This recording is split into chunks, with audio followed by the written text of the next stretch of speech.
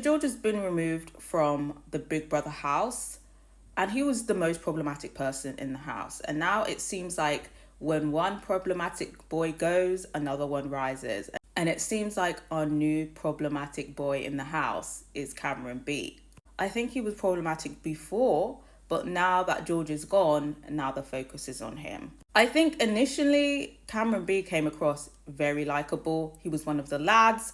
And I think, he has the look of the white working class. And I think people might have stereotyped him as somebody who might have George's views. But when he came out to basically say that he is against what George stands for, people were kind of like, oh, I read you wrong. And I think just because the political state of the UK is so damn bad, people gave him brownie points for that.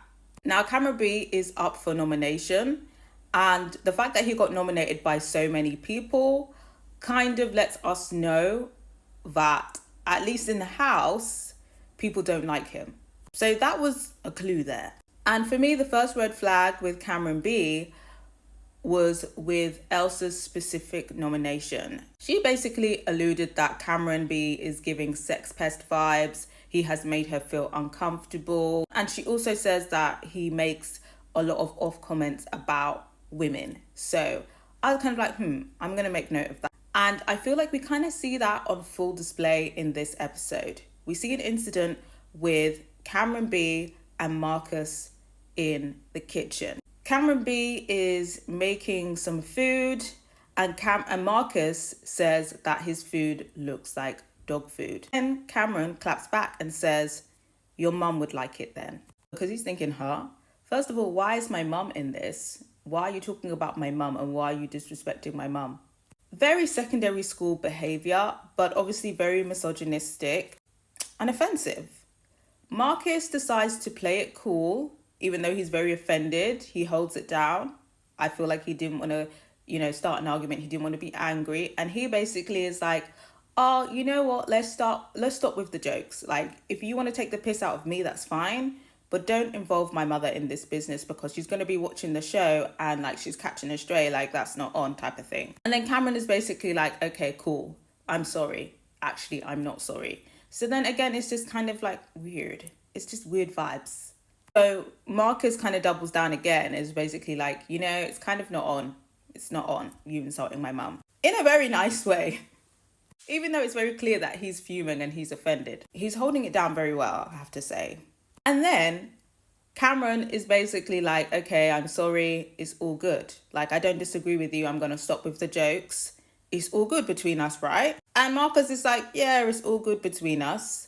When really he's probably thinking, no, it's not all good between us. Like, you just insulted my mother. And then Cameron goes and it's like, oh, let's hug. Like, as in, like, let's hug it out, to prove that we're not beefing. Marcus instead goes for a handshake. / I don't know, like a dab or something. And Cameron seems to be offended because he asked for a hug. And Cameron is offended because he's asked for a hug and Marcus is like kind of giving him a handshake. And Cameron is like, no, I want a hug. And Marcus basically says, no, I don't want to hug you. And gives him like a handshake again. And then Cameron basically like forces Marcus. And then Cameron forces a hug on Marcus. And it was just very uncomfortable and very awkward. Like, he's definitely invaded his personal space. And yeah, I do think it's a consent issue here. If somebody says that they don't want to hug you and you're now forcing yourself on them to hug them, I think it's a bit icky. And I personally think this type of behavior is a warnable offense.